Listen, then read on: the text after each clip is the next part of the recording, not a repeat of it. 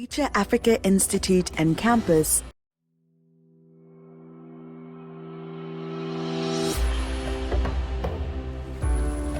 As part of the University of Pretoria, the Future Africa Institute and Campus has established a vibrant, collaborative space that provides access to the benefits of interdisciplinary and transdisciplinary research for the leading young minds of tomorrow. Future Africa has been created at University of Pretoria to respond to a unique requirement of the African development, which is the adequation between research and daily social transformation. Transdisciplinarity means collaboration, and to get collaboration, we need a space to do this interaction. Our globally sustainable infrastructure and world-class facilities have created a resident scientist scholarly community that works collectively to bring growth and transformation. Through innovative methods, we combine the knowledge of researchers through Pan-African networks that extend beyond disciplines and geopolitical boundaries. The environment we have created thus develops young scientists in transdisciplinary research and science leadership committed to creating an impact in our communities. In aligning with UP's focus on the Sustainable Development Goals, we have based our approach on several themes. These focus on connecting the people of Africa, developing sustainable food systems, ensuring the health and well-being of African communities, empowering individuals through transformative education opportunities, and ensuring equity as well as sustainability in a global Africa. It is Future Africa's unique platform that allows us to continue setting the standard for transforming the world through African research excellence.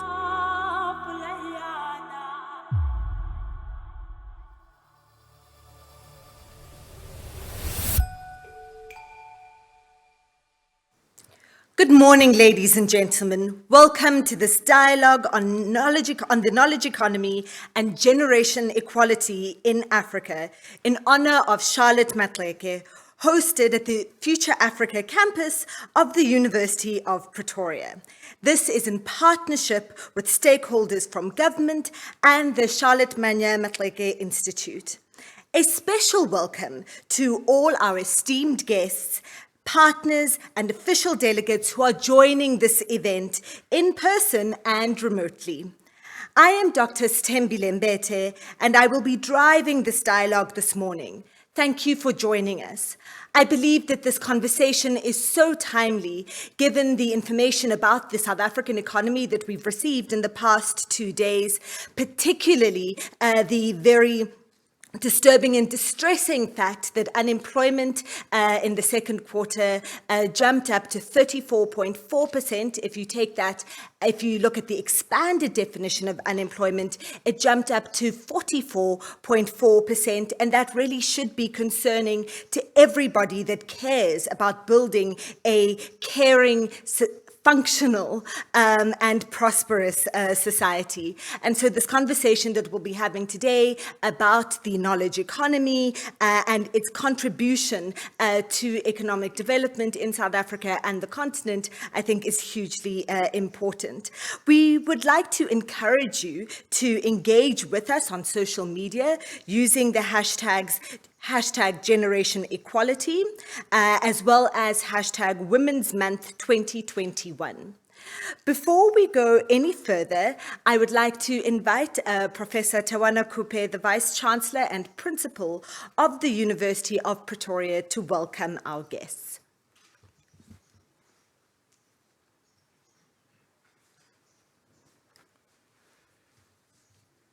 Good morning, distinguished guests and everybody who is present in-house and also those who are online.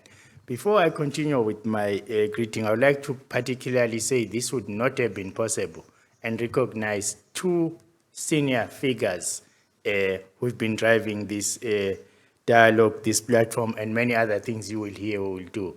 That is Dr. Namane Mahau, who's sitting in the room here with us at the Future Africa Auditorium, and Dr. Gwen Ramakopa, who is virtual and online, I don't know, sitting where. They have been very tireless in making sure we arrive at this day, and this day is not a destination, it is a beginning. and more of that you will hear. So again, let me repeat, good morning, distinguished guests, members of the UP Executive, our fellow partner organizations, ladies and gentlemen. It is an immense privilege to be in such an esteemed company for the purpose of this critical dialogue on the knowledge economy and generation equality in Africa. I would like to welcome each and every one of you to this event in a month in which we pay special tribute to more than 20,000 women who marched for the liberation of our country in 1956, living out the very legacy bravely fought for by Madam Charlotte Maxeke, to whose honor we gather here today. Today, we start our journey to launch the Women's Economic Advancement Research Hub for Africa, named after Madam Maxeke, who was the first African woman in South Africa to obtain a university degree, a Bachelor of Science. She used her knowledge to mobilize women to fight for democracy and the rights of women, as well as being involved in broad societal development programs. The challenges we face may look different in certain aspects today, but they certainly require the same resilience and intellectual contribution to resolve. We are pleased that there is a thinking to develop the initiative in the long term as a fully fledged research center. I'm putting it modestly here that there is a thinking. It's more than a thinking. There are plans afoot which will result in this research hub being a center that actually focuses, a university-based center that actually focuses, a university-based center with our partners, because on this journey, it cannot be the university alone. It can only be the university with a broad women's organizations, interested individuals, other organizations, our government, and the private sector, making sure that this becomes a reality. So I want to say to you, watch this space. I've spoken out boldly on a few occasions, saying that the future of the world hinges on the future of Africa. Africa is the future, not just for Africans, but for the world, given that its population will rise to around 1/3 of the global population by 2100.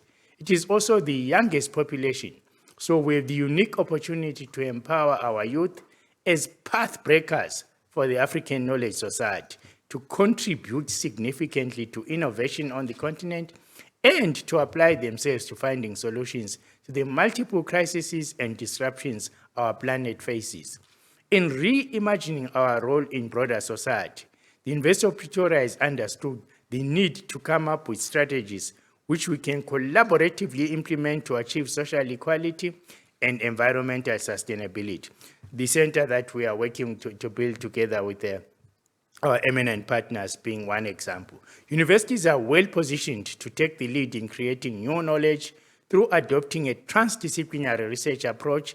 This approach involves the university not just being intellectuals inside the university fences, but working closely with societal actors and stakeholders.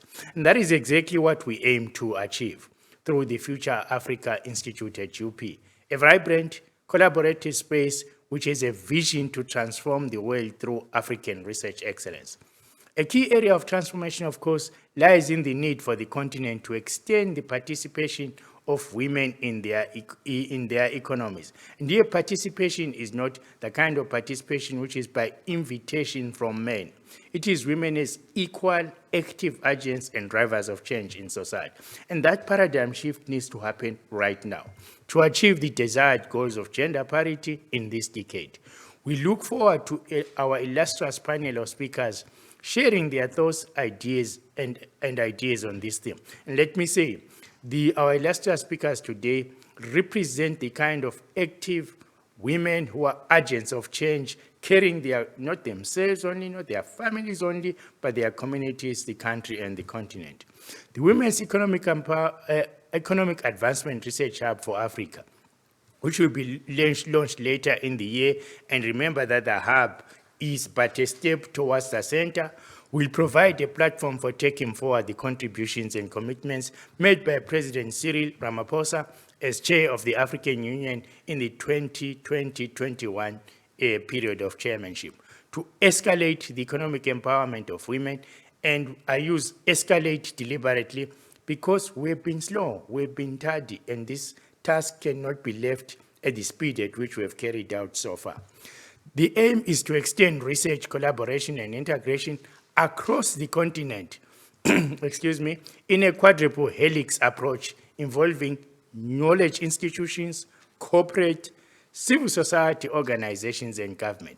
And in this regard, the approaches that must inform it are not, if you like, slow, reformist, gradualist approach. It must be active, urgent, sense of urgency, and also addressing systemic change and not only addressing, individual circumstances of individual women. This is a societal, systemic effort that is needed with a sense of urgency.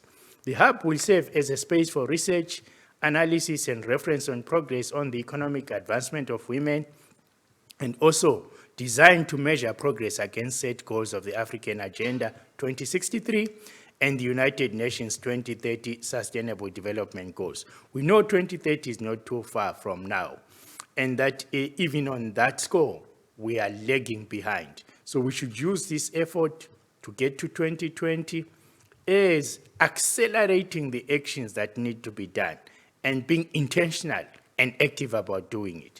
As an integrating research platform, it will function virtually with limited internal staff linked to key experts, partners in the country, across the continent, and globally. Remember, this is when we're talking about the hub, but when it comes a center, you will find that it is actively staffed, and also there are people on the ground as well as people using virtual technologies in order to collaborate and work together across the continent. The Future Africa Institute at UP is well placed to serve as a host for harnessing the promotion and integration of this research, and we look forward to outcomes such as available evidence-based information on gender, women, and the economy. This is not to say it's not, we don't have it now, but we need even more deeper, more nuanced, more multi-perspective data or information, if you like, not just economic data from one economic perspective, but from multiple perspectives, social data, history, all of those things informing our approaches. Advisory services on innovating tools to advance generation equality goals, advocacy tools, development, and much more, infusing a sense of activism among not only women, but the youth and the youth across the gender line, if you like, including young men and young women. Charlotte Maxeke may not have seen the changes in women's rights that she would have hoped to in her lifetime. It is a battle that is still being fought, but we can certainly say that the landscape today is more nuanced in more senses than one. It's not, we cannot stand here or sit here and say it's very, very positive and better. We know it is complex, it is complicated, it is intersectional. Some things move, and sometimes it's like one step forward, two steps back. We need to be ensuring that one step forward doubles the steps forward, and there's no going backwards, if you like. Former US President Barack Obama said, quote, "If you are walking down the right path and you are willing to keep walking, eventually you will make progress." Today's dialogue, let me just say about the quote from President Obama, I agree with the quote, except that I want faster progress. I do not want simple eventuality. We have to actually double up the pace in this space. Today's dialogue shows that it's clear that together we share a compelling sense of a belief that by mobilizing and bringing together our collective expertise, we can keep going down the road towards progress and not waver. Where gender inequity is breached and the economic emancipation of women across Africa, across urban and rural divides is achieved. I think we can do this. We have to be intentional, we have to be active, we have to be ethical, we have to be committed. It is not an option not to do it. I thank you.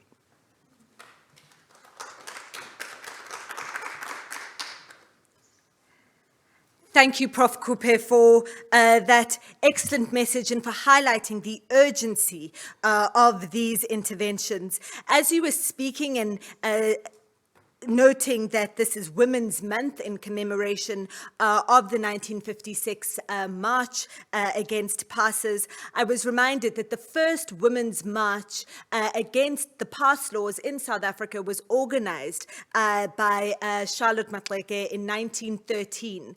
And they organized the march. She organized it under the auspices of the Bantu Women's League, and to really fight for the rights of women who were working as domestic workers in Bloemfontein. And so that march was not just about women's rights to movement, but it was also all just about political rights, but it was also about women's economic rights and the ability of women to participate equally as economic actors. And so it is exciting to hear that the university will be supporting this Women's Economic Advancement Research Hub that will turn into a center to really help us to achieve the great dreams and goals of women such as Ma'am Charlotte Maxeke. I would now like to welcome the Director General of the Department of Women, Youth and Persons with Disabilities, Advocate Mikateko Joyce Maluleke. Advocate, I'm handing over to you.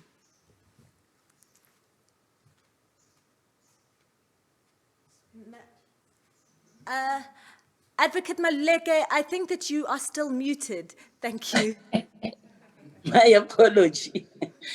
Program Director, Dr. Stembile Mbete, Vice Chancellor and Principal of the University of Pretoria, Professor Tawana Kupe, Minister in the Presidency for Women, Youth and Persons with Disabilities, Honorable Maite Nkwane Mashabane, Minister for Cooperative Governance and Traditional Affairs, Dr. Nkosazana Dlamini Zuma, Executive Director of UN Women, Dr. Phumzile Mlambo Ngcuka, Madam Ellen Johnson Sirleaf, first woman president of an African country, former president of Liberia, Dr. Precious Moloi Motsepe, chair of Motsepe Foundation, Dr. Anna Mokgokong, Miss Isobel Frey, Professor Margaret Chitiga Mabungu, Dr. Gwen Ramokgopa, Dr. Namane Mahau,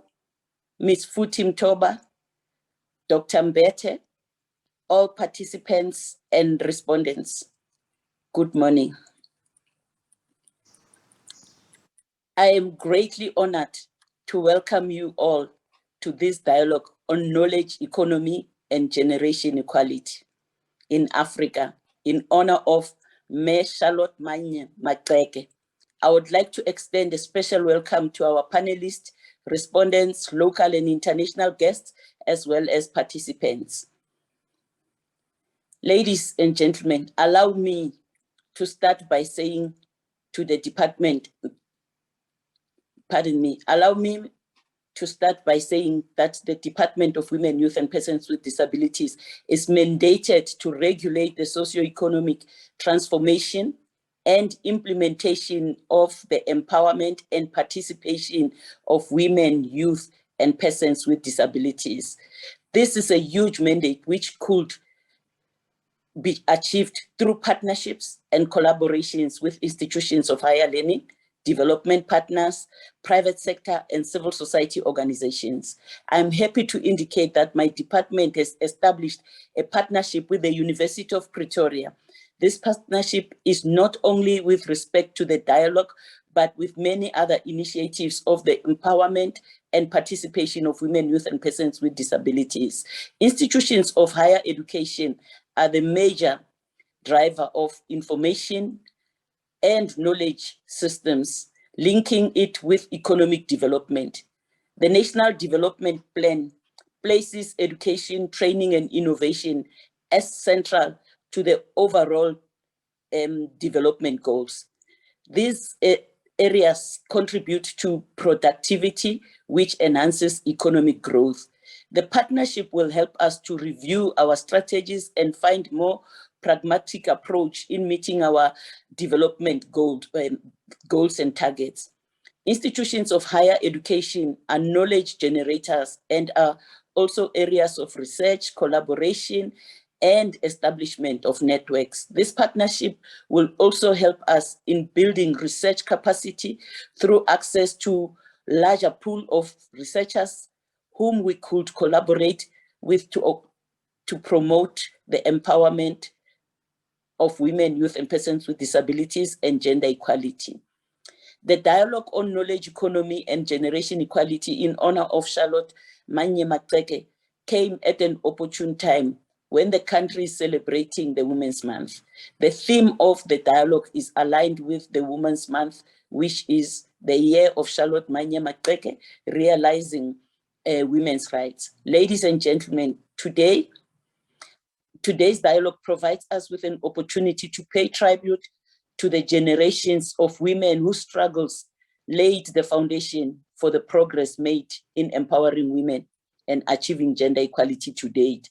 The very same challenges and issues that confronted the generation of Charlotte Maxeke are still relevant today, as seen through the demands raised by the Generation Equality Campaign. This is a call for all of us to come with drastic actions that will accelerate the implementation of the commitments for gender equality. Ladies and gentlemen, 26 years after the adoption of the Beijing Platform for Action, women still face challenges such as gender pay gap, equal sharing of unpaid care and domestic work, sexual harassment, and all forms of violence against women and girls. Healthcare services that respond to their needs and their equal participation in political life and decision-making in all areas of life. With these few words, allow me to welcome all panelists, respondents, and participants to the dialogue. I believe that the outcomes of the dialogue will form part of the resources that will enable us to make changes that will impact on the lives of women and girls, not only during our lifetime, but also to the future of generations. I thank you. Ndoleboh. Amen. Thank you. Thank you, Advocate Maluleke, for those inspiring words. We appreciate the role that you are playing in this initiative of closing the economic gender gap and promoting women's emancipation. I think it's particularly warming and encouraging to see the kind of partnership that we are seeing between government and the University of Pretoria and other stakeholders, because this is what is necessary to ensure that we can turn the research that comes out of universities into real life impact. I would now like to introduce the Minister of Women, Youth and Persons with Disabilities, Minister Maite Nkwana Mashabane, to ask her to contribute to this dialogue.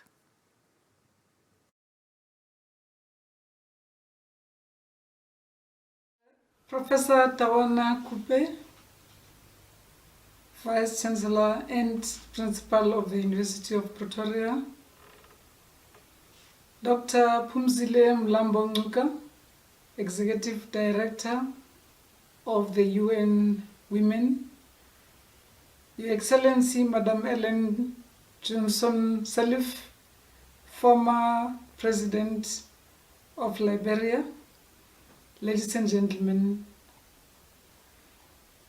as we continue to celebrate the Women's Month and commemorate the heroic women of 1956, we are cognizant of the ongoing challenges and systematic barriers facing women today. While some progress has been made to achieve gender equality and equity, the emancipation of women is still a lot of work that waits for us ahead. 2021 World Economic Forum report knows that it will take about 135 years to reach gender equality. Furthermore, according to Maxeke, it will take Africa about 140 years to achieve full parity if we do not take drastic action now. Therefore, closing the gender gap for women and girls in all spheres of all life is urgent globally and particularly in Africa. Ladies and gentlemen, the adoption of the Beijing Declaration and Platform for Action 26 odd years ago was groundbreaking for women empowerment and gender equality. As we move forward, the concept of generation equality provides a unique opportunity for the acceleration of the implementation of Beijing Platform of Action. Accordingly, generation equality places a challenge to all of us to come up with concrete actions for the realization of the gender equality before 2030. In this regard, there is a nexus between generation equality and knowledge equality.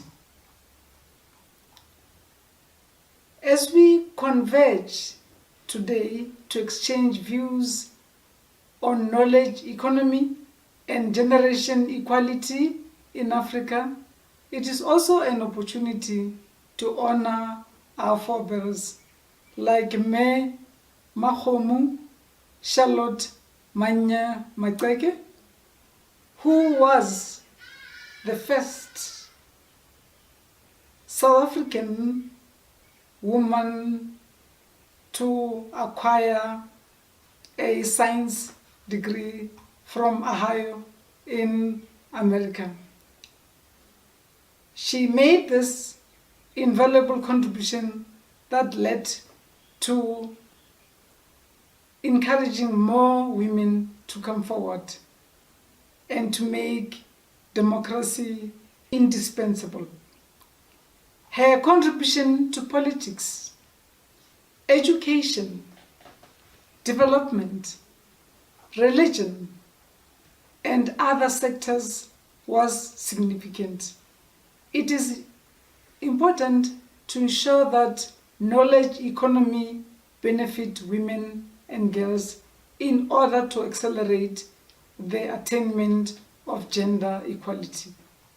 Knowledge has become the primary resource of production, and knowledge economy is the primary economy among developed nations and is dependent on human capital. The economic access of our country requires skills that can foster a knowledge economy. The availability of these skills will influence the gender balance with the workforce. Let us work together to ensure that women acquire such skills which are highly sought. We need to invest more in careers within the STEM fields, as this is where many of the greatest opportunities for career or advancement, higher compensation, and top-level executive positions can be found. The involvement of women and girls in science, technology, mathematics, and engineering is key. It is reported that analysis of the 2020 National Senior Certificate results shows that the number of girls who enrolled for mathematics and physical science over the past 5 years is greater than that of boys. Ladies and gentlemen, we need to put more emphasis on the issues of equal pay for work and for the same value when we reflect on the knowledge economy, including the issues of remuneration of women scientists. Some reports indicate that scientists have less prestige within departments and also face greater difficulty in receiving research grants. We have to extend women's access to networks that provide opportunities to work in high-profile projects, which includes attending conferences and other opportunities. Let us also address the issue of unpaid care, work, and family responsibilities. These responsibilities place women in a disadvantaged position as they are at times forced to take on part-time roles that pay less and are seen as less important in order to accommodate work and family. This and other barriers and obstacles are issues that are what Maxeke and other forebearers of our struggle fought to remove. We need to take drastic actions in order to realize the generation equality. We need to actually bury patriarchy. As we celebrate the role and the contribution of our society for 365 days of the year, let us work together to tackle the dual pandemics of COVID-19 and gender-based violence and femicide. As we do so, let us remember to live by the values of Ma Charlotte Makgomo Manya Maxeke, as I said earlier on, believed as reflected in her powerful words when she argued, "This work is not for yourselves. Kill that spirit of self and do not live above your people, but live with them. And if you can rise, please bring someone with you. Lift as you rise." I thank you. We are delighted to know that Minister Nkwana Mashabane is pushing the agenda of women's emancipation from her position. Women in high positions really do have a unique contribution to make in fast-tracking the agenda of women's emancipation through leading by example and influencing policy. Something that strikes me from what the minister said is the burdens that are placed on girls and women in terms of unpaid care work and family responsibilities, which really impact on their ability to participate in the economy. It is something that we have seen as lecturers and academics, that our students, our women students who have been studying from home over the past year, really have dealt with the burden of looking after their homes and looking after younger children. And indeed, Generation Equality campaign demands that there be equal sharing of unpaid care and domestic work.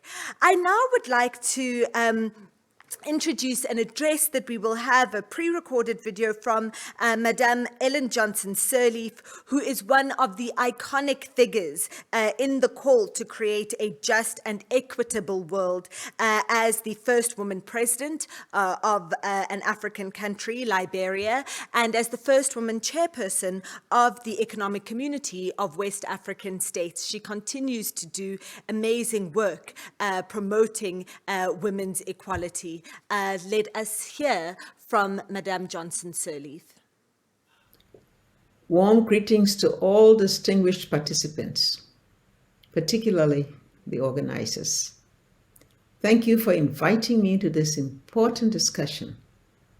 I regret that I am unable to join you all in person, but I believe that we all have understood the need for great adjustments in our lives due to the COVID-19 pandemic. Let me acknowledge just a few present at the risk of leaving out many, for which I offer apologies. Ministers Nakusana Lamini Zuma, Nakuana Maiti Lashabani, warm greetings to you both. My sister Pamzili Mlambo Gakuka, former head of UN Women and a leading member of the African Women Leaders Network, my warm congratulations on the excellent work you did while leading UN Women, capped by the very successful Generation Equality Summit meeting. Professor Tanana Cooper, Vice Chancellor of the University of Pretoria, Neo Maxeke, and of course, Dr. Namani Mahau, who was the lead of the interactions with my office. I became acquainted with the legacy of Charlotte Maxeke only very recently, when I was invited to speak at a meeting of the ANC Women's League honoring her 150th anniversary. Maxeke's life reminds us of that of many women, impacting powerfully, but not publicly acknowledged until much later, or sometimes never. This year of recognition and reflection on her life should give comfort to her relatives and to all women who labor invisibly but change the world, one step at a time. Distinguished participants, I will offer brief remarks as there are many speakers. We are gathered largely virtually due to the devastating impact of the COVID virus. We do not pass a day without being affected by it and without wondering when the pall it has cast over the world will be lifted. But many important things have been learned over these past almost 2 years. One is that African unity is even more imperative now. It has only been by speaking with one voice that we have been able to move the needle on vaccine inequality, as slow as that is happening. Gaining the support of leaders whose countries hold vaccine patents for vaccine to be produced closer to the points of need, such as in South Africa, would not have happened but for the collective voices of African leaders within the African Union framework.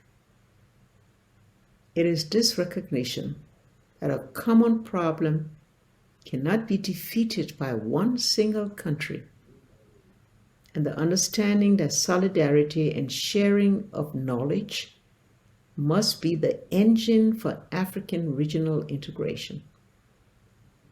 Africa 2063 aligns squarely with the SDGs 2030 agenda.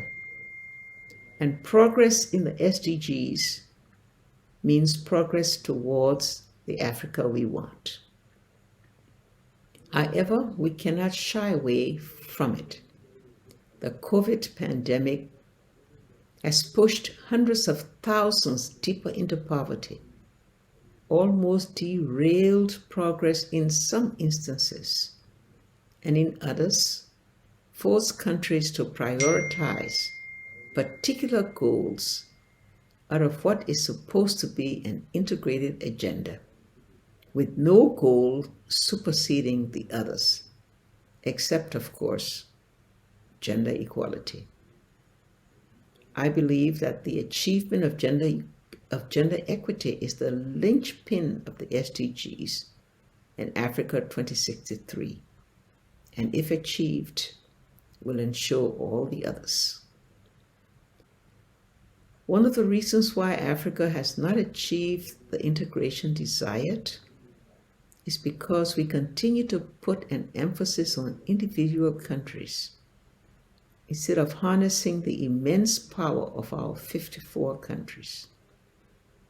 I referred to the gains, albeit limited, in infrastructure and those made in using our collective voice for ending vaccine inequality and insufficiency.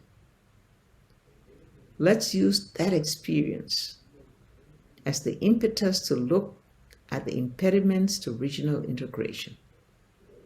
One of the main issues is the difficulty of crossing borders. Many of us have been flying the flag for ACFTA, our African Continental Free Trade Agreement.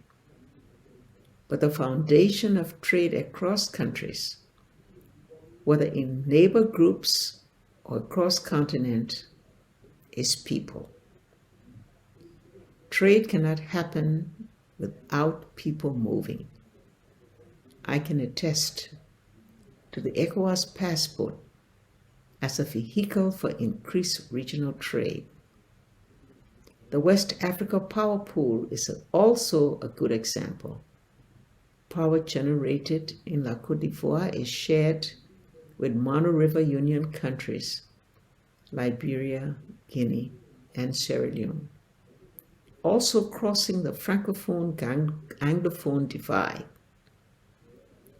Other sources of power are being shared between countries, and currently 14 of the 15 ECOWAS states are benefiting.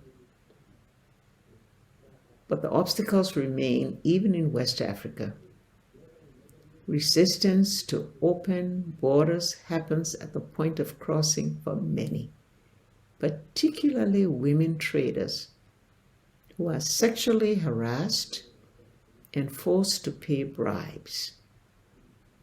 Many countries need to review legislation which places burdensome restrictions on people's movements and the trade they engage in, whether on foot, by cars, trains, trucks, and planes. I should probably add drones, as we are seeing the rapid rise of their use for delivery of essential goods and information. Some will remind me that we need to be mindful of threats from extremism, and open borders will exacerbate those threats. This is true, but in some cases, regional integration can spur prosperity, helping to assuage grievances rooted in inequality of benefits from natural resources and diminish marginalization. Some countries also need to look at the power of the diaspora and relax rules on dual citizenship. This can be twinned with SDG investment mapping to identify accelerators, clean energy access, smart agriculture for food security, manufacturing, health, education, women in leadership.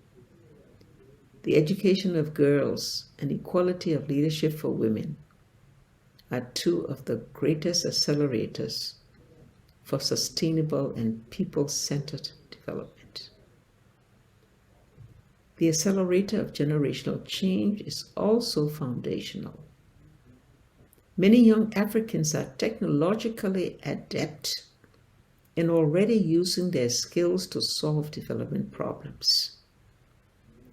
They are also demanding change and leading it. We cannot tell them that they are the leaders of tomorrow. They want to lead today, and we must make this happen. Distinguished participants, let us follow the example of our sister, Ma Charlotte, to seek and share knowledge, to lead for good, and to demand equity and equality of women and men. This is the only way that we will change the world and leave it a better place for our children and grandchildren. Thank you for the opportunity. May you have a great meeting.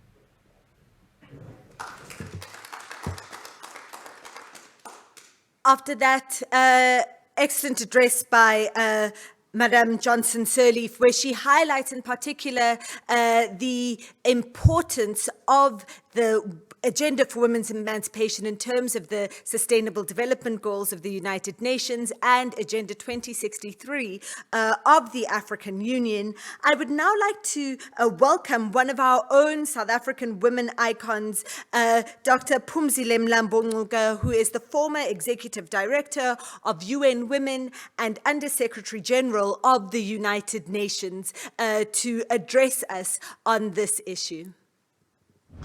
Greetings to all of you who are here to dialogue and mark Women's Month, Women's Day, under the theme that celebrates Mama Charlotte Maxeke, who was a great woman, an educator, a scientist, a woman who stood up at the time when patriarchy was most intense.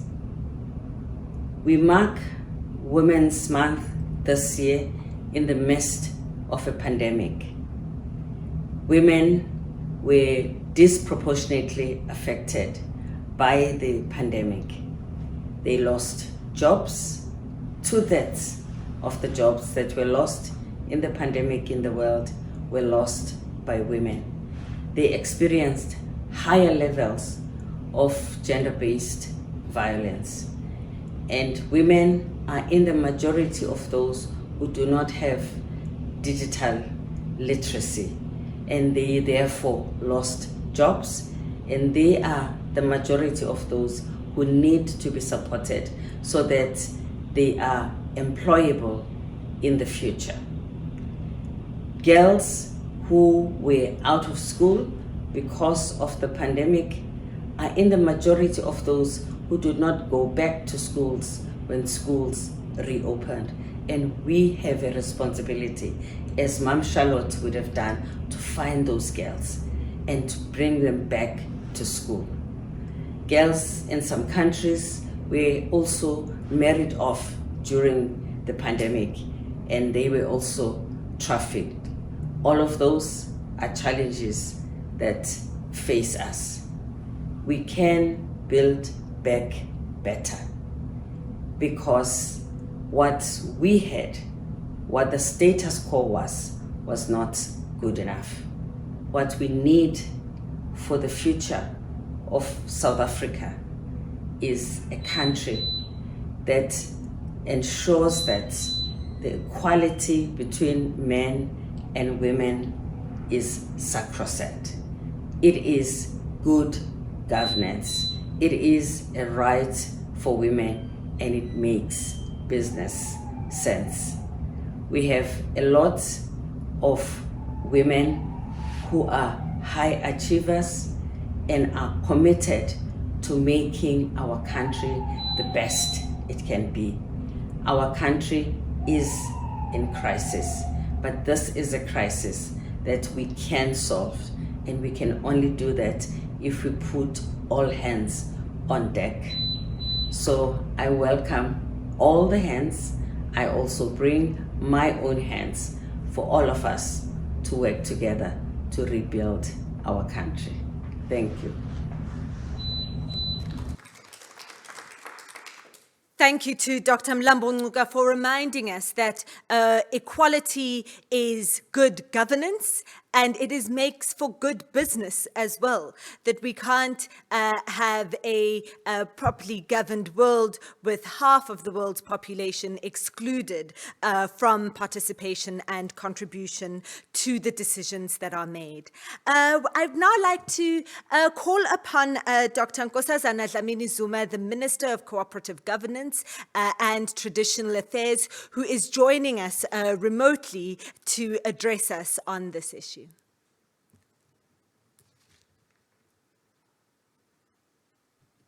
Thank you very much and good morning to all the participants. I'll just greet a few in the interest of time. The Vice Principal of the University of Pretoria, Professor Jawana Kupe, President Ellen John Sirleaf, our UN Women Director, Umzile Mlambo Ngcuka, Dr. Plains Mande, and all the comrades who are here and participants. I wish to thank you for the honor to participate in this dialogue, Knowledge Economy and Generation Equality in Africa, in honor of Mayor Charlotte Maxeke.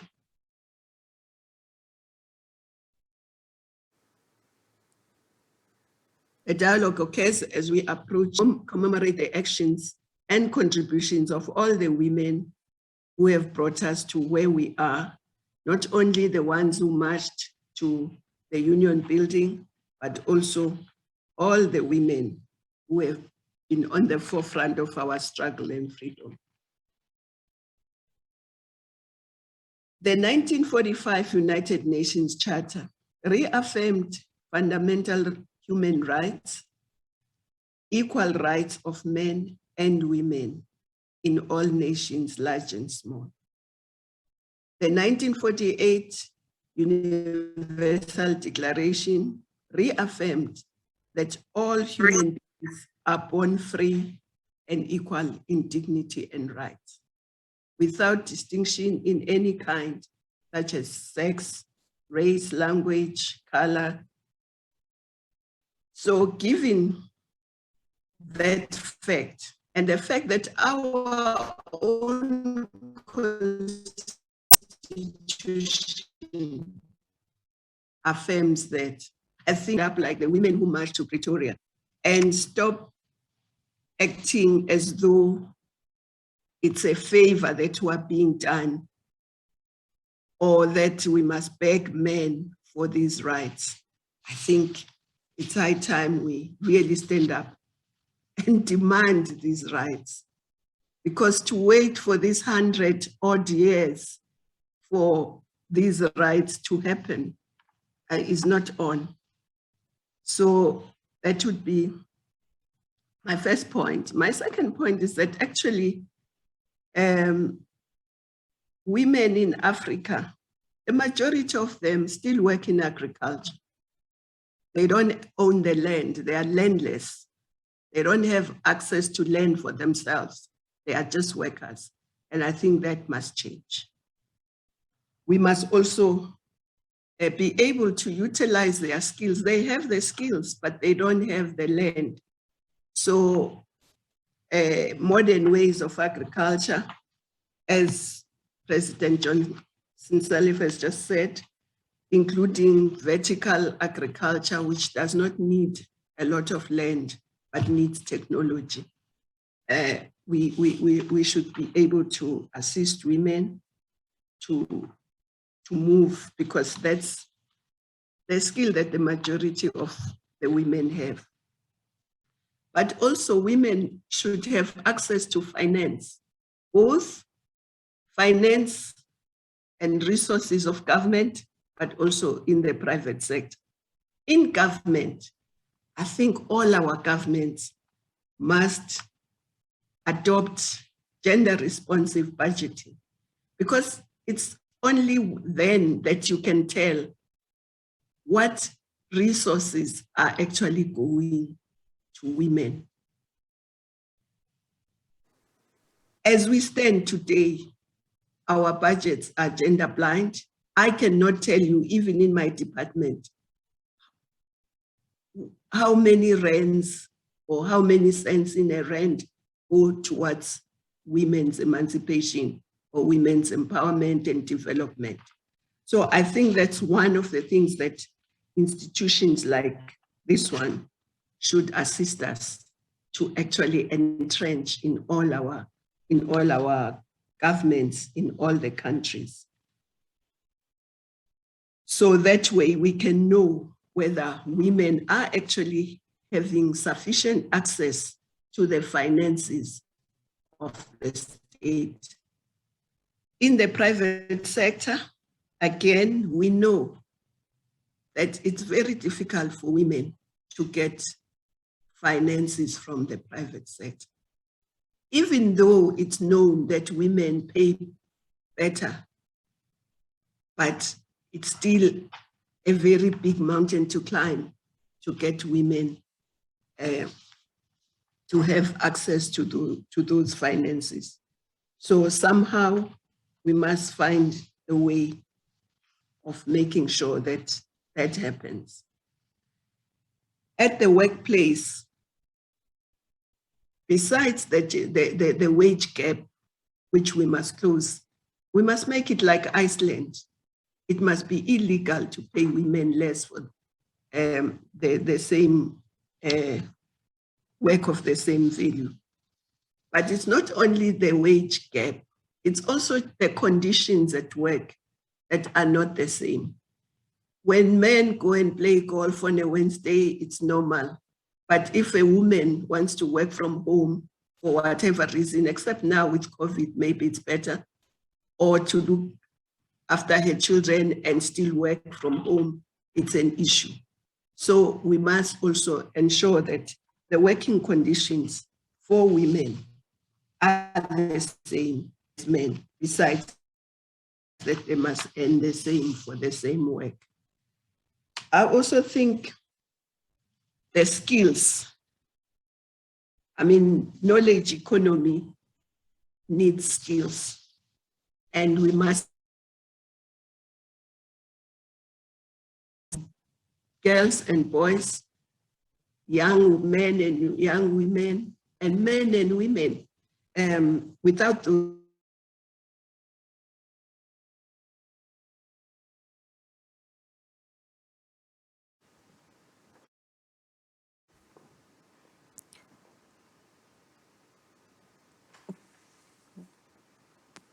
We seem to have lost Minister Dlamini Zuma. I think it's a connectivity issue. The kinds of things that we deal with in this new world of online and remote connectivity. So I will, I'm just waiting to hear if we can get her back.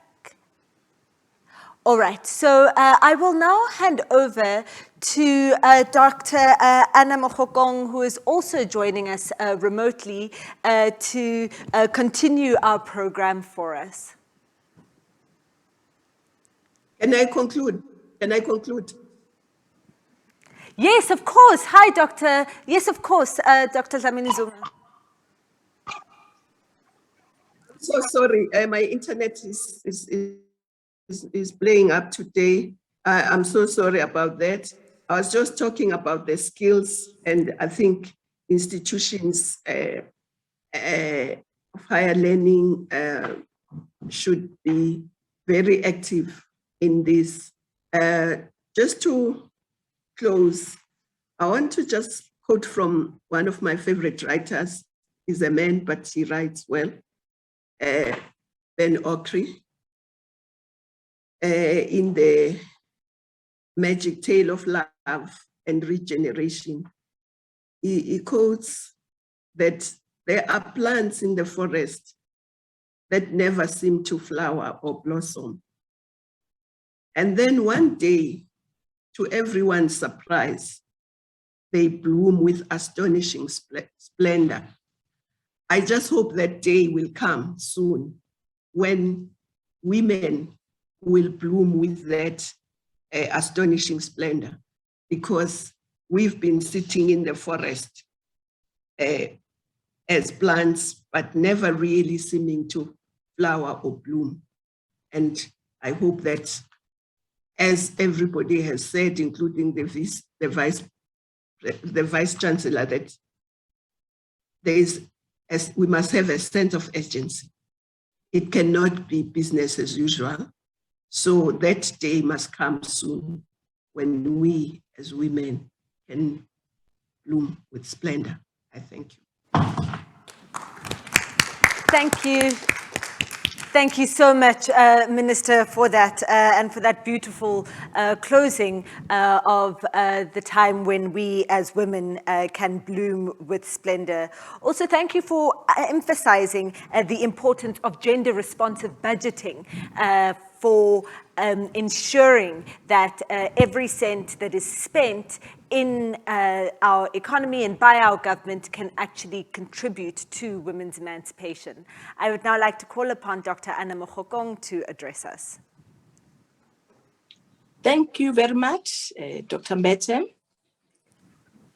Professor Cooper, our gracious host, and our moderator, Dr. Mbete, our illustrious guests, and special acknowledgement to Mas Ellen Johnson-Sirleaf and our very own Dr. Mlambo-Ngcuka, our cabinet ministers, Kwane, Dr. Nkosazana Zuma, Uba Blady, and our dignitaries, speakers, panelists, and participants. I greet you all this morning in honor of our fallen heroines. And this year, we honor Dr. Charlotte Maxeke.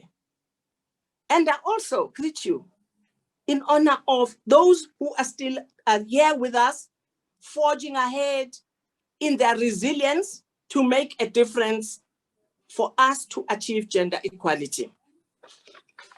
This morning, because I wear many hats, so I'm not too sure, Dr. Mbete, where I fall in, but I select to choose a hat of being a corporate in South Africa and in Africa. And I would just like to sit on that, in that position of being a corporate and how we view things and how we view acceleration of gender parity and equality, in our land. So I'll talk about the role that leaders of corporates, industries, and institutions can do to escalate the process of closing gender equity gap within their institutions and externally. The most important thing is, it's so amazing, and it's human nature. People are driven by policies, laws, compliance. We have seen it in South Africa, where we started in '94, where we didn't have policies that govern this kind of conduct and behavior of companies and institutions. But through the laws and through compliance, we have seen a shift and a movement and a change in attitude. Policies must be ingrained in the culture of the organization. It must be a given that the institution is diverse in its culture and also parity as well. And this should be monitored in a tangible way. I think we're tired of repeating ourselves every year, every Women's Month on this subject. This should not be a talk show at all. It should be the norm. Like we have adjusted to the pandemic, it has become a norm to work from home or to do things the way we do it. So it must be a norm that there must be equality in our land. And executives and leadership must be held accountable and assessed. I'm one person who believes in motivating people and not just carrying a stick. Because I sit on many remuneration committees and we look at how these executives perform. And we do have in our assessment scale and assessment all these matters that we are talking about. Even their remuneration, their incentives, short-term and long-term, we are bringing them now onto the fold. To say, if you are a CEO of a company and you don't transform, it's going to bite you. And it's going to bite you in the form of your remuneration. And even if we do consider having you as the leader of the organization, whether you are progressive or not, and we are not apologetic about that, numbers don't lie. We have remuneration committees at a board level. And these must have teeth, these remuneration committees. There's no point just meeting to have tea. It must have teeth and must analyze the situation in the company well, as we have the oversight role of ensuring that these organizations or institutions are well aligned to the policies of the company. And promotions must take into consideration female representation to deserving candidates, not a tick a box exercise where you just want to tick a box because you want to get done with the compliance and get a level 1 BEE certificate. No, you have to bring deserving candidates. I'll always be remembering this story. About 9 years ago, I joined the ShopRite Holdings board as the only woman amongst all the men. And this happened in several boards. And I remember the media in South Africa was like saying, oh, Dr. Anna is going to be very lonely in the board. No, they missed a point. I had a mission. And today, I'm moving towards the afternoon of my career there. I now have overseen the policy of the company as I sit in the nomination committee and the remuneration committee. And policy was changed in the company to ensure that we bring females on board. We now have 6 female candidates on the board, from 0 to what we have. Your comment may be, Prof. Cooper, is that fast enough? Well, I must tell you, corporate South Africa is moving in a slow pace because of the hard attitudes we have. You know, the dominance of patriarchy, and it's not even a racism thing, it's a patriarchal thing. And men tend to dominate. And unless they are kind of not to move forward, they move slow. So I want to congratulate the JSE, because the Johannesburg Stock Exchange controls the big boys, the big companies of the continent, or, you know, of the country, in the top 40 companies. They now have a policy. And I must say, the leadership of the JSE has been female chairman, female CEO. So they also influence the policy of saying all these companies annually must provide a gender equality report. Actually, a policy, the report, and how they are progressing. So the JSE is coming also from another angle of controlling these corporates, you know, in that way to ensure that we move forward. Surely we can be moving forward. One point I want to stress that I believe is very key in changing the scenario a bit faster than we are at the moment is the issue of, you know, the retailers who I believe are influencers and can influence this drive of achieving gender parity quite speedily. You know, they have the power of procurement, the same as government as well. Government is the largest spender in procurement. And also academic institutions also have a huge procurement spend.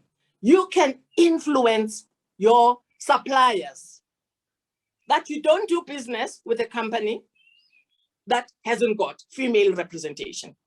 And the way companies like business, they will ensure that they do it.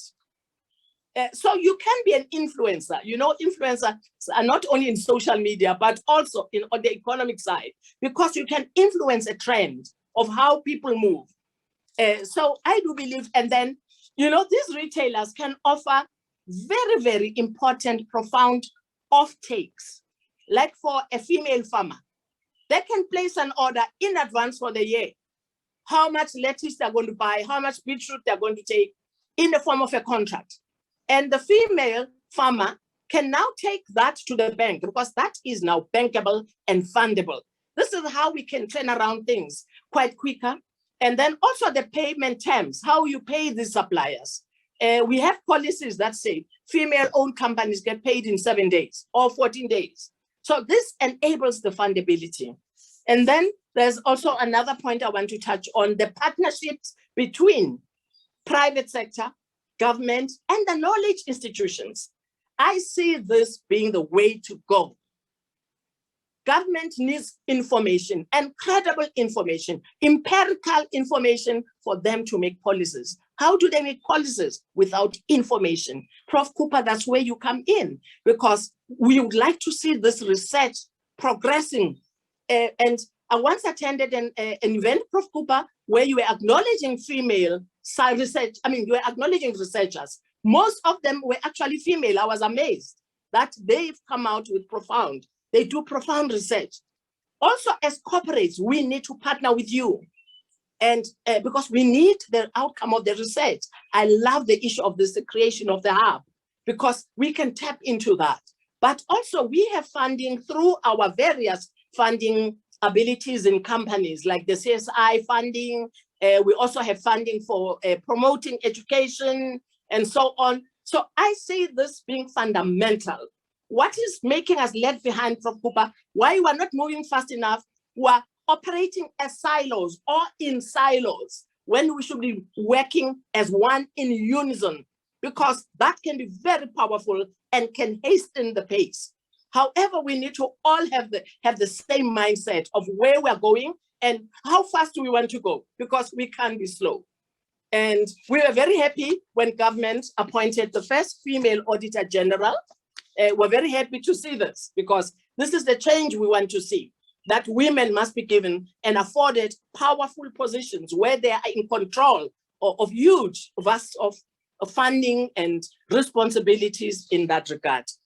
I think I can go on and on. I've got many things to say about this subject, but I just want to thank all those corporates who have begun to move ahead, forge ahead in partnering. I mean, I'm not saying this has not happened or it's not happening, it is happening, but I just want to see it progress in a more profound way. So I'd like to thank you very much for this opportunity of just sharing a few ideas I have. Thank you.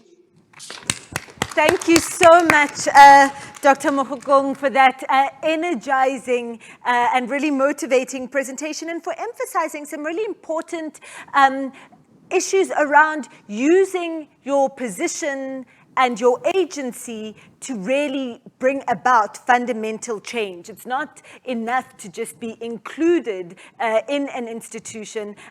You also must use that inclusion to dismantle the patriarchal structures and the systems that you find there.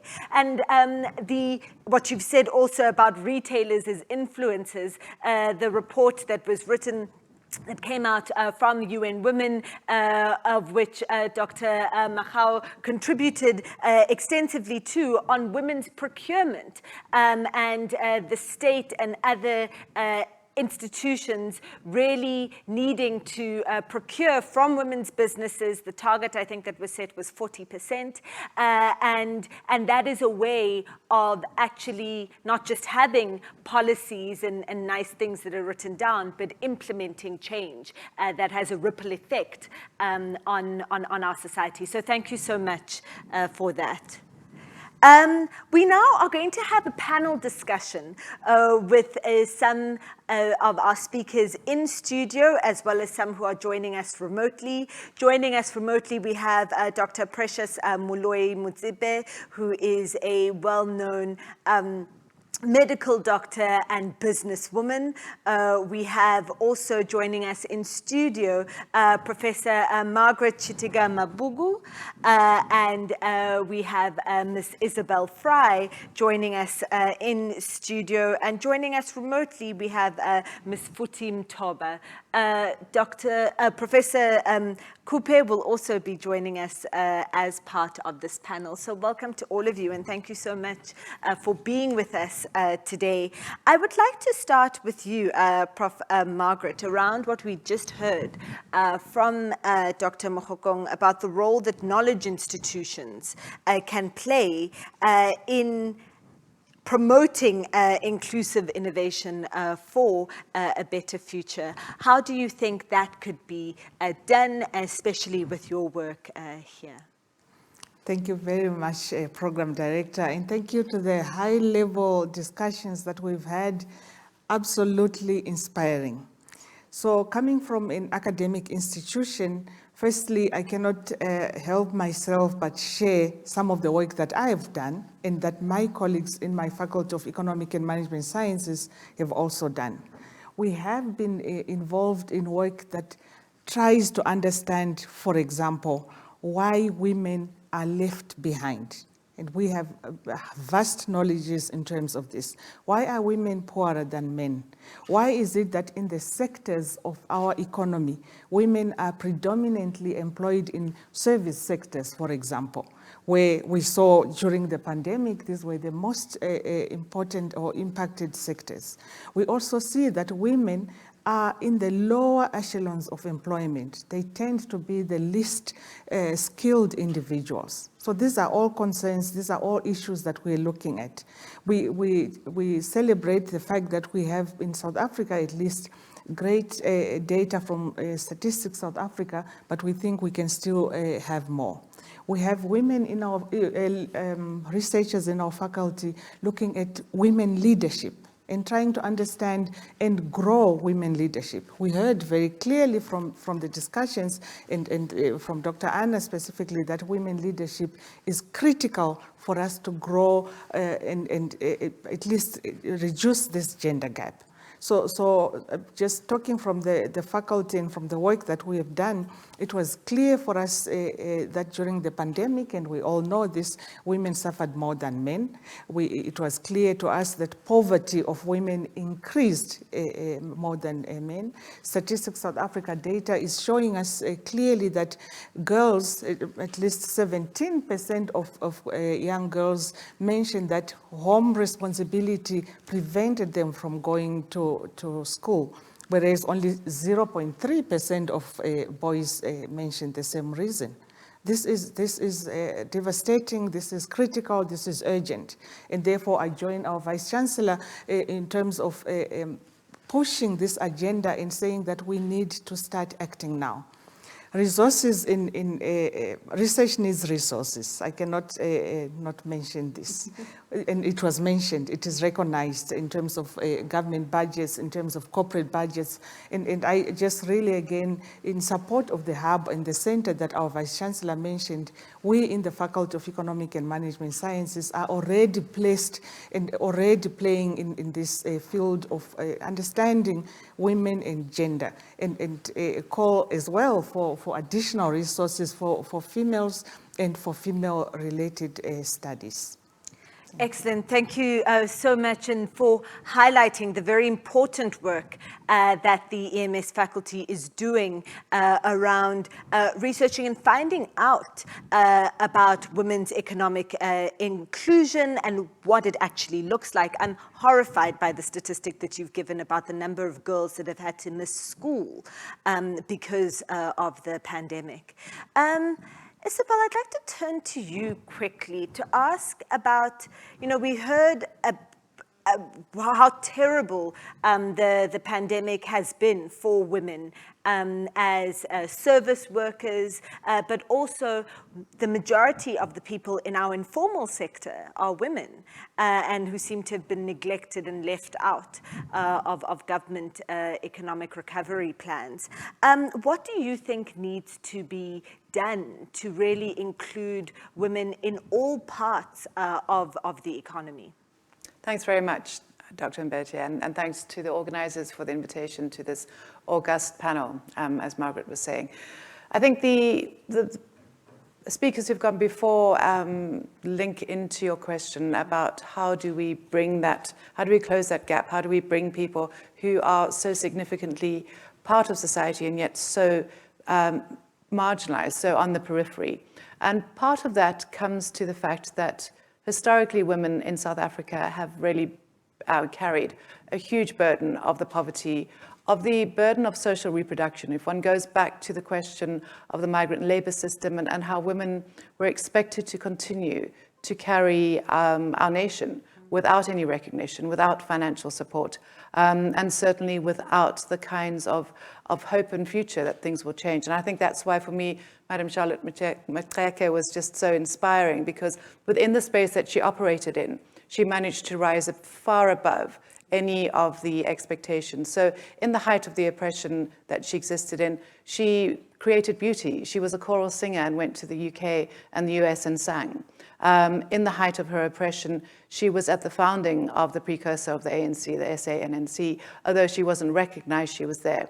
And also, in her oppression, she managed to maintain a faith through her church, through her social work, which enabled her to see a vision for the future. So coming back to where we are right now, for me, having worked in social policy for a number of years, heading the Social Studies in Poverty and Inequality Institute, we've looked at poverty, we've looked at exclusions, we've looked at trying to find solutions, and social security policy really seems to be where that solution is.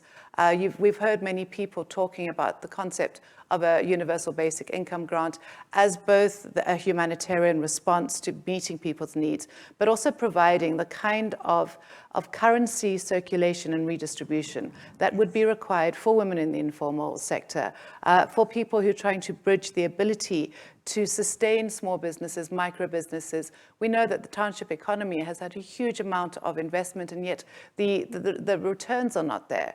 And so a long answer to your short question is really by looking courageously, seeing what we as the most unequal country in the world could do to ensure that the most oppressed and invisible people are uplifted.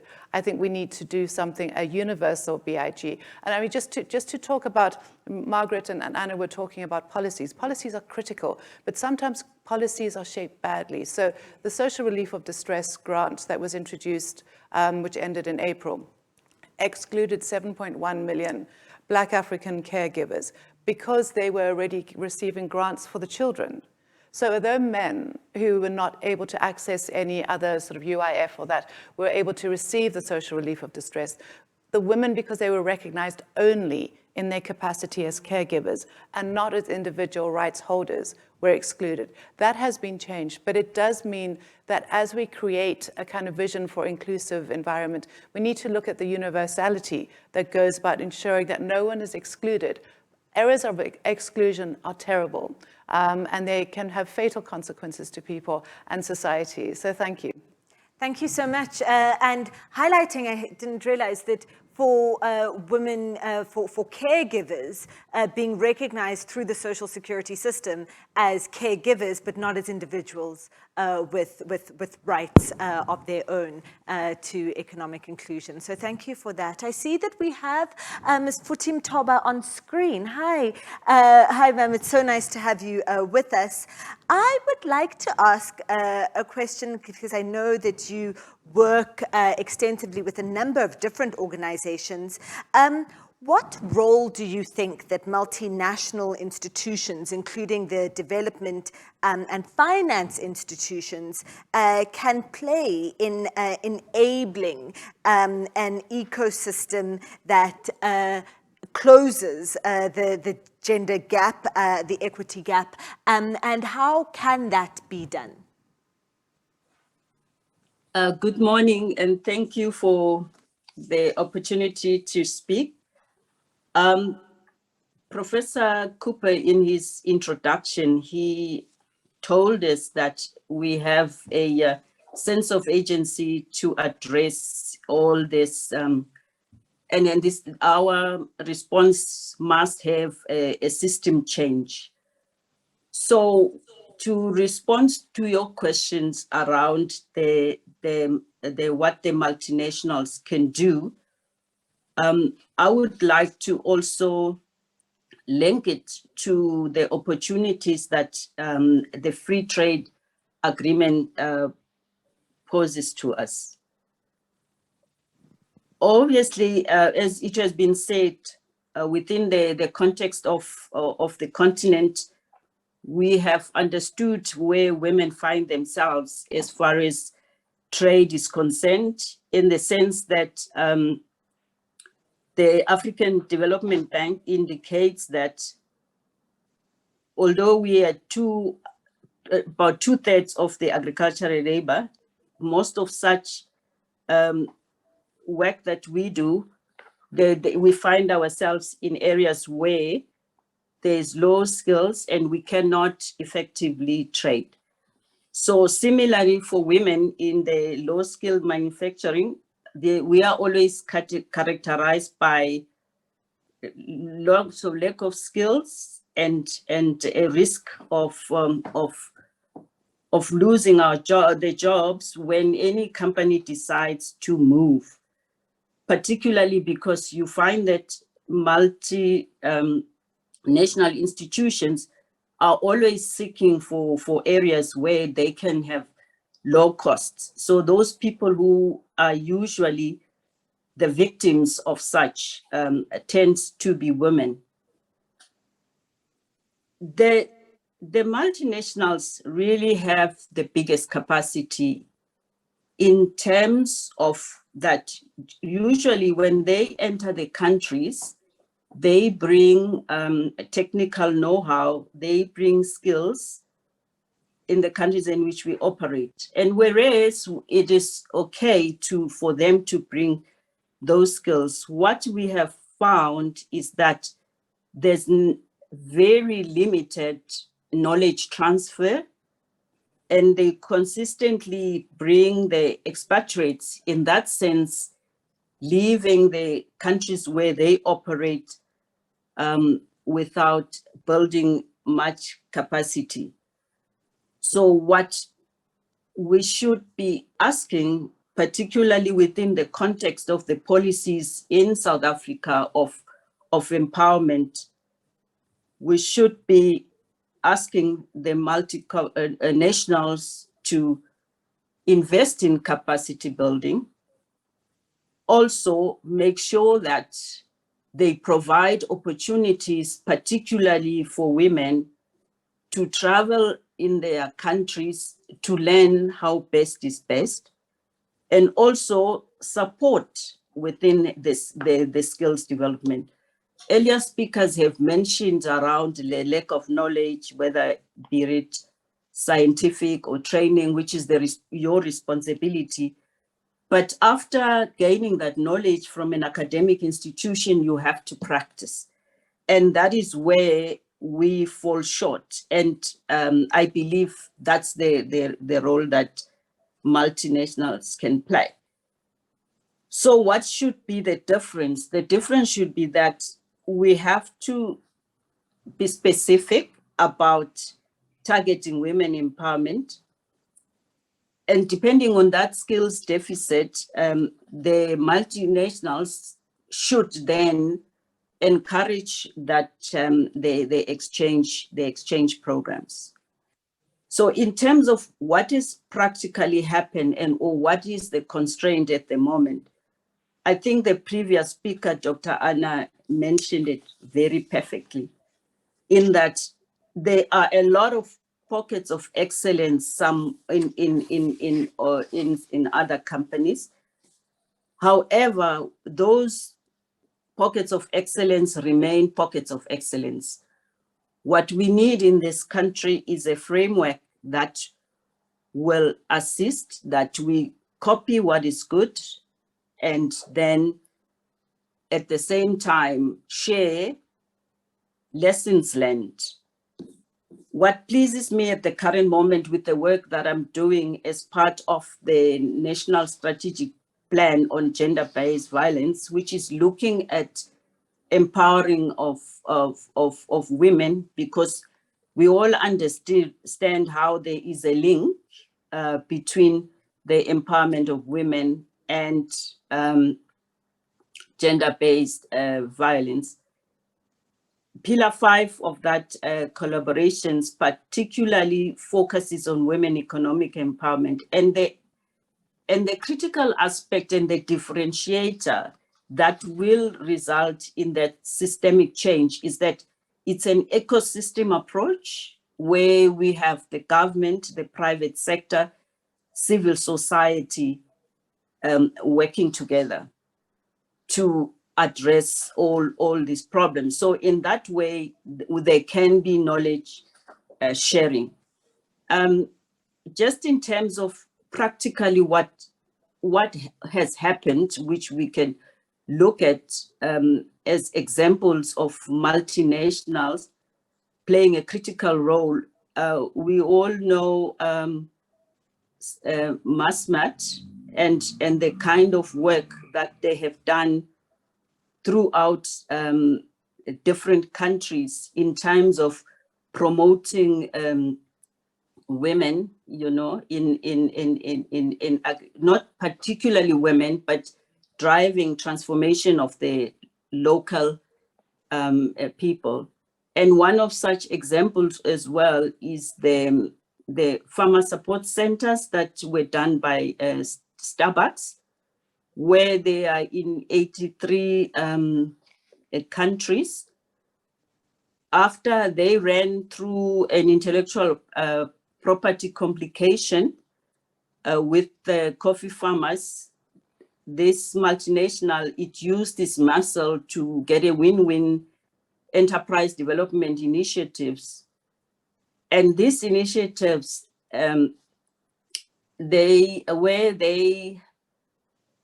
had, which is part of a socio-economic investment initiative, they worked there with government in developing the coffee producing economies. And that has seen a number of farmers developing malls in the worst remote areas.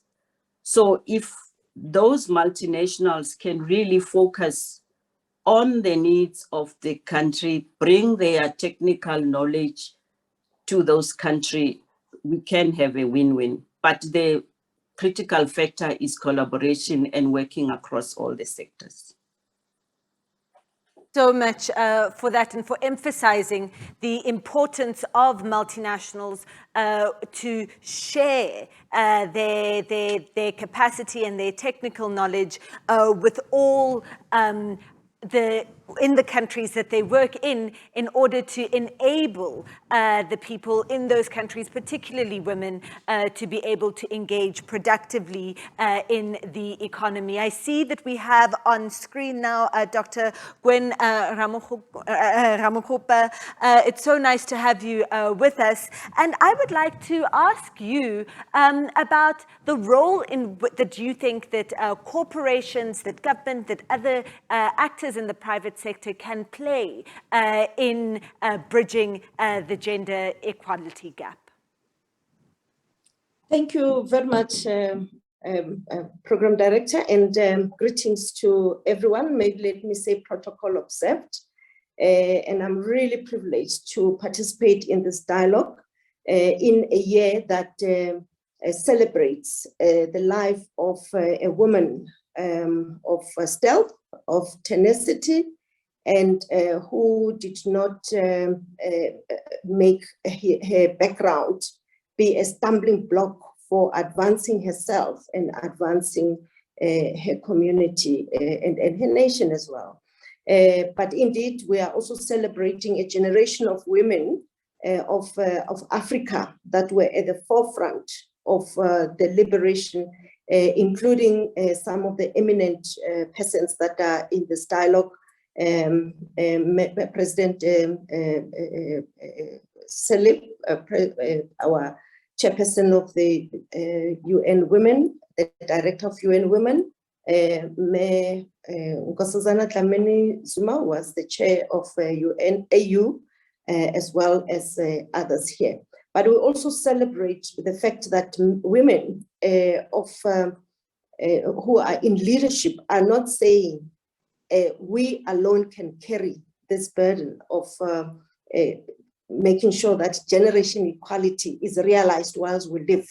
It's not something for the future. We must realize it now whilst we live.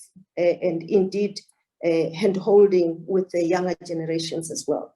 And indeed, we as we celebrate the contribution of these women, we understand that political systems have evolved. Menkosazana referred to also some of the UN declarations, the regulatory framework, and the regulatory frameworks in many countries, including ours in South Africa, have now declared equality as a right, as a human right.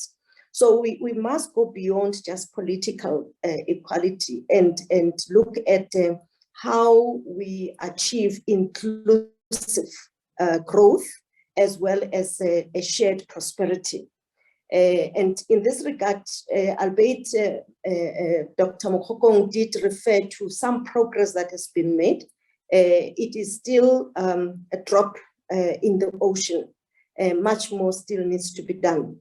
And I think that collaborative efforts that have been made around the response to COVID, for instance, or even the response in the past to the Soccer World Cup in South Africa, between public and private sector, as well as between those that are in government, in corporates, and civil society leaders. That collaboration is very critical. It is critical because all of us as leaders, regardless of the sector we are in, must be held accountable. I want to acknowledge the work that this initiative, partnership with the Bertha Klowa Foundation and University of Pretoria, made a significant contribution in the policies that have been adopted by government on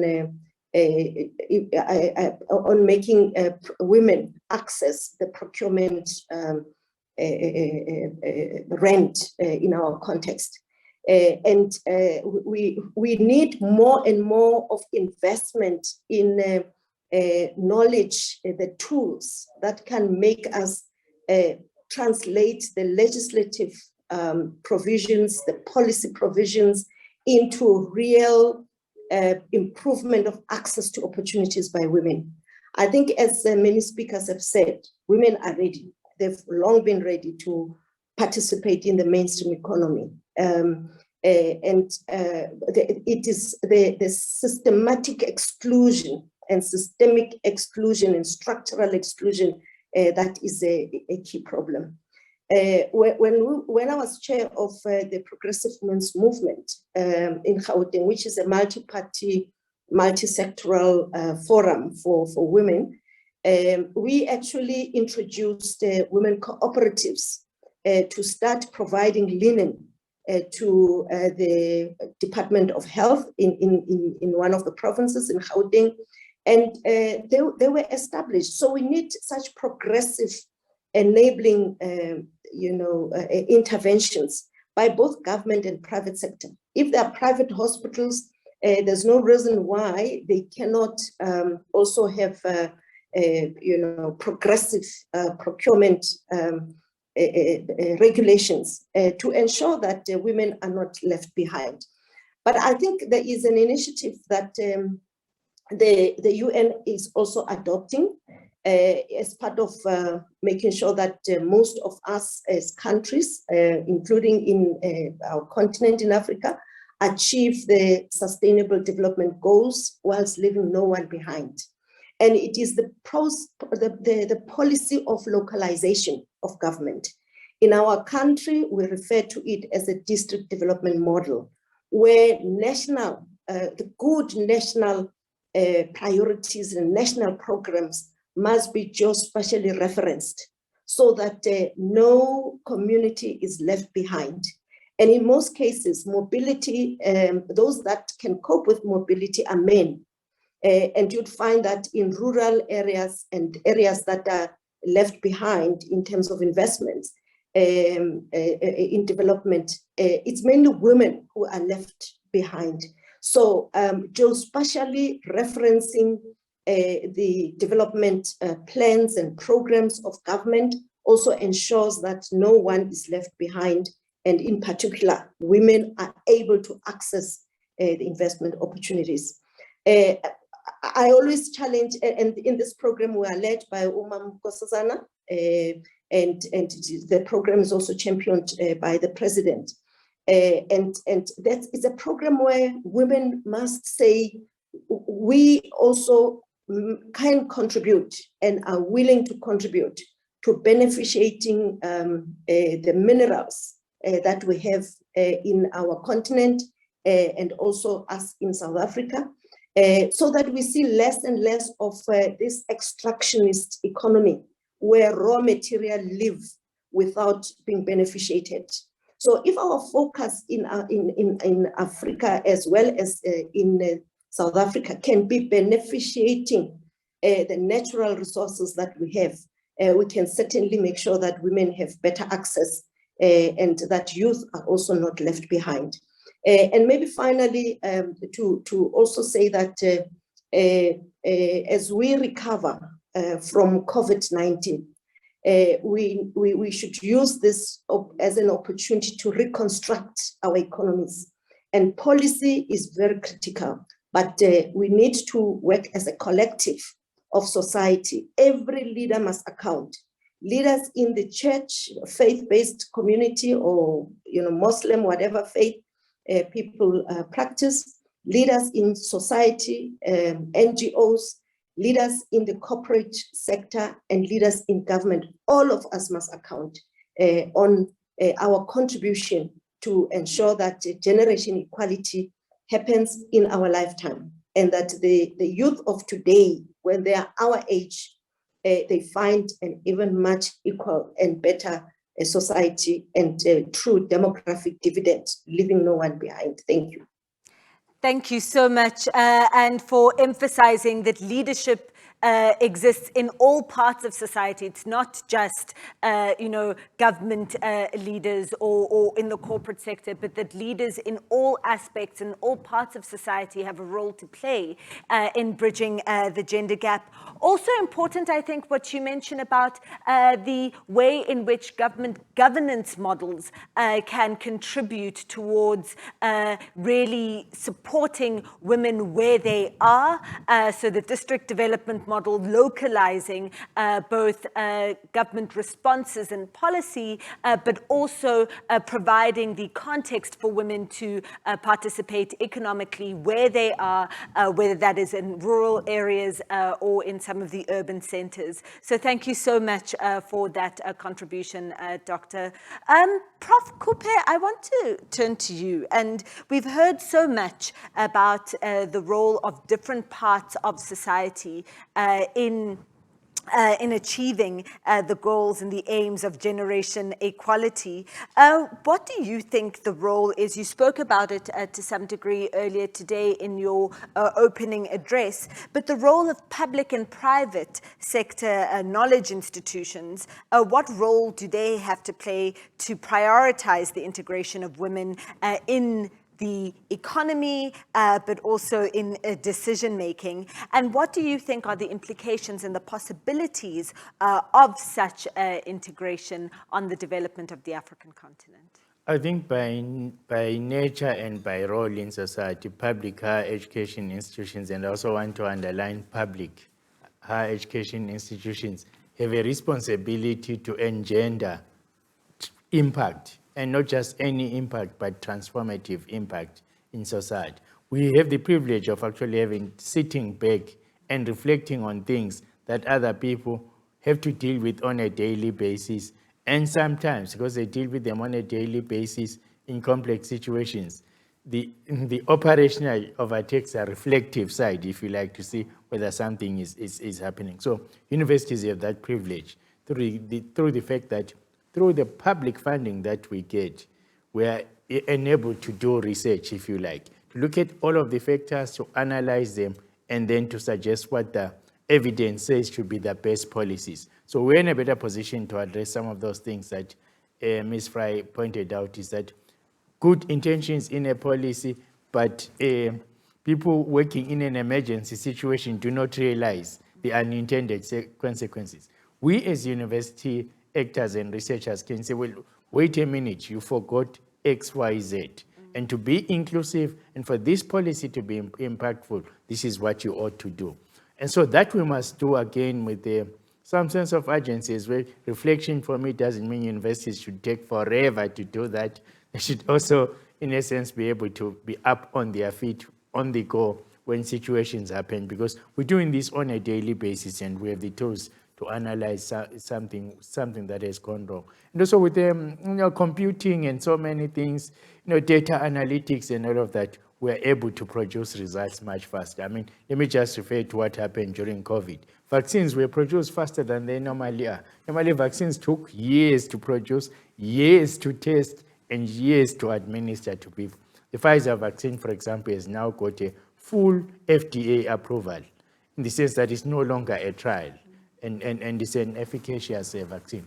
But point I'm making also is that universities have another role that they play, public universities, is to produce high-quality graduates who are trained enough to go into the working world, whether it's in government, civil society, in the private sector, bring new perspectives to them. So I was very pleased to hear Dr. Anna Mohokong saying that where she has worked, she enables the recruitment of women into particular kinds of positions. So imagine that what she needs when she sits in that board is a pipeline coming from the university of young, well-educated, highly trained women with multiple perspectives, knowing that the work situation has not been able to engender gender justice, gender equity and equality, and coming into those things. So I see us having a very immense responsibility, providing high quality education that is relevant, contextual, and addresses the gaps that we have in society, and gender equality is one of them. And on the other, and complementary to that, producing the kind of research that is not gender blind, recognizes that even past research did not prioritize gender.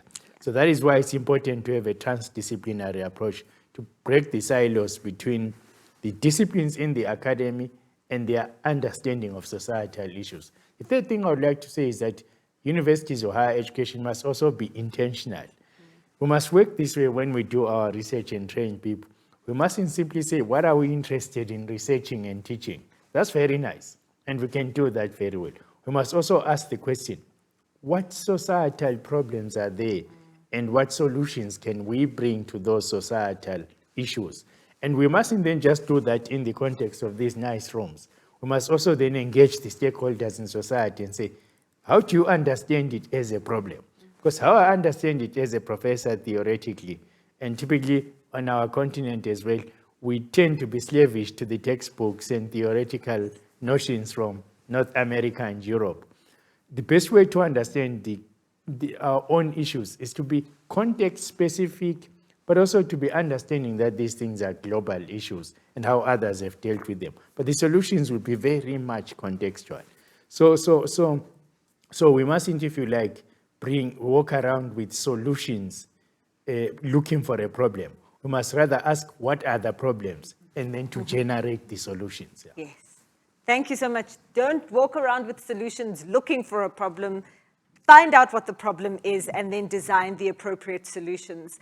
Ms. Fry, I want to just ask you, and given the kind of work that you do, working with ordinary women, so many of these conversations tend to be quite top-down, so they're like clever people in a room who think up solutions and then present them to people that their solutions are meant to help. What more do you think can be done to make sure that we engage with women at all levels of society, including rural women, including impoverished women, to make sure that the policies that we come up with actually can impact the people they're meant to? I think having real conversations is tricky, and we have to acknowledge that. As Prof. Cooper was saying, possibly the impact of COVID enabled us to see and speak and engage differently, and I think we need to be more open to how that happens. We know, for instance, that mobile technology is something which has broken through many boundaries.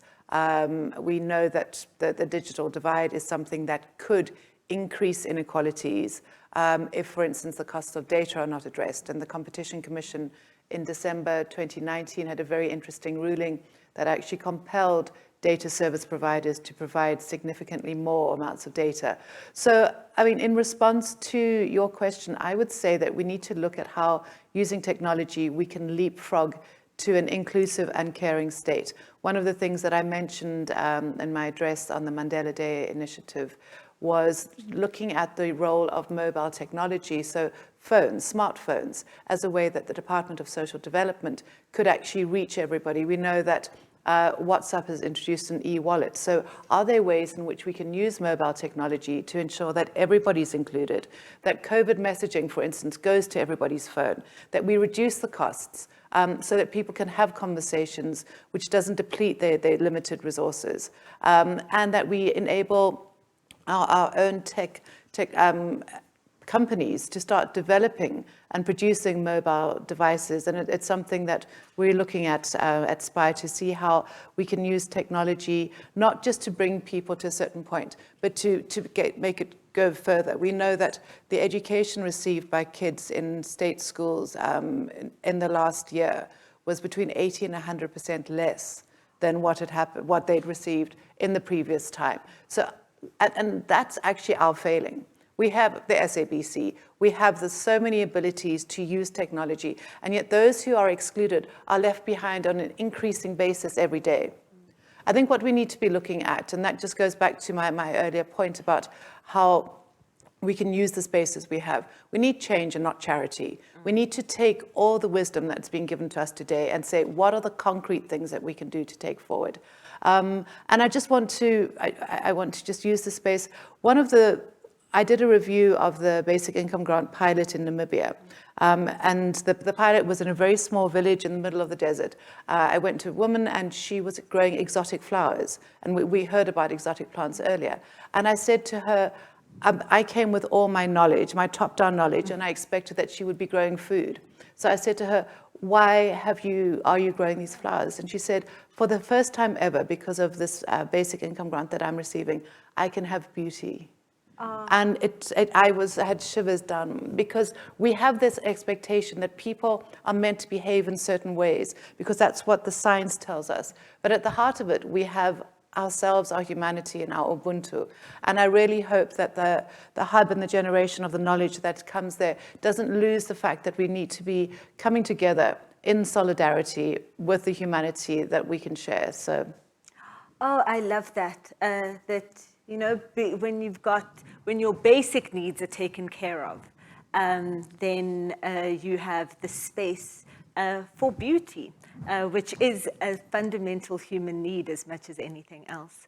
And then final question I want to give to you, Prof. Margaret, about the work that you do, not just as a researcher, but also as a teacher with students in the university and in your faculty. What do you think are the skills and the capabilities that you try to impart on both women, but also on the male students as well, to be able to create an equal society in our lifetimes? Thank you very much, Dr. Mbete. So what I want to repeat is that everything we do starts with education. It was mentioned in the UN report 2018 that if we did not educate women, we will not attain the 2030 goals. Speakers already mentioned this as well. So education right from the beginning is critical. By the time that young men and women come to us at the university, they've already received a great deal of knowledge. And I want to emphasize the importance of that in relation as well to the losses that have occurred during the pandemic.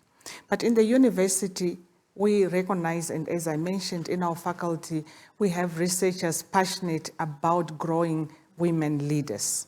Again, without women leadership, we heard throughout that we would not be able to attain all these discussions that we are talking about. Educating women and giving them higher education degrees is critical. It's critical because then we retain some of them as future leaders and mentors to others. It is also critical because we send them out into the industry to become leaders and influence in the places of work in government, in politics, and enhance gender and women issues. So that is very critical. So we not only specifically target certain numbers of women in terms of attaining degrees, but we also educate them as full-round individuals. We don't send them out into the workplace with just the knowledge of the discipline. We send them out as individuals, men and women, that have critical skills, other skills that are required in the workplace. So, for example, issues of equality. We talk about this, we persuade, we teach, we model ourselves around all these critical skills that we know our students, once they graduate out of our universities, would need over and above the knowledge of discipline. So the future world of work is central to the work that we do in the university and indeed in our Faculty of Economic and Management Sciences. Thank you so much to our panelists and to all the speakers that we've had today for such a rich, engaging discussion and one that has pointed to the urgency of this agenda of women's emancipation, but also to the reality that this is not just something that we want to do because it's a nice thing to do or a good thing to do. It is good governance and it makes for good business for everybody, all of humanity, to be equally included in the way in which our societies operate and in the economies of our respective societies. I would now like to ask Professor Kupe to provide the closing and the thanks for this event. Oh, thank you, Dr. Mbete. Oh, you want me to go to the podium? Okay. I was getting comfortable on the seat there. Yeah. So I think in speaking previously, I might have made some closing comments which were premature. When I was speaking, I said, no, now I'm speaking as if we have finished. But I was anticipating what happened, which I'm glad I said that, is that this indeed had been a very rich discussion.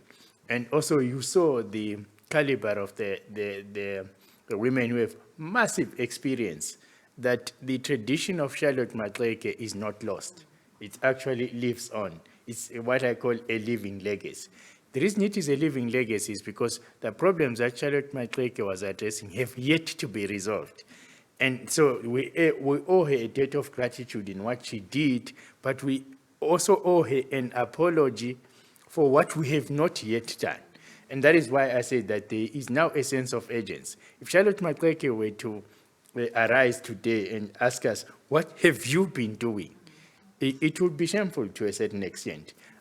I'm saying that we're not negating some of the gains we have made. There are gains that have been made, but they are simply not enough for where we are. This is 2021. If you take our democracy in 1994, certain things are in the Constitution. They have not been realized.